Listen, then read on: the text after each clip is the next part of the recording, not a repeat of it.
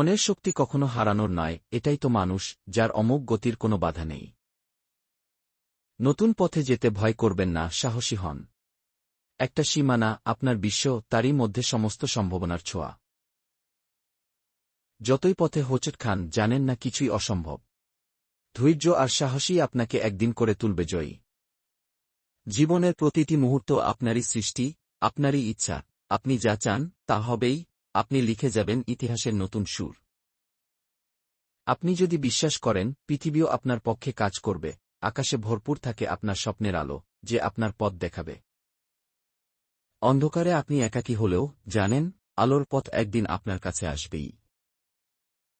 জীবন যখন কঠিন হয়ে ওঠে, তখন আপনার আত্মবিশ্বাসই হয় সবচেয়ে বড় শক্তি।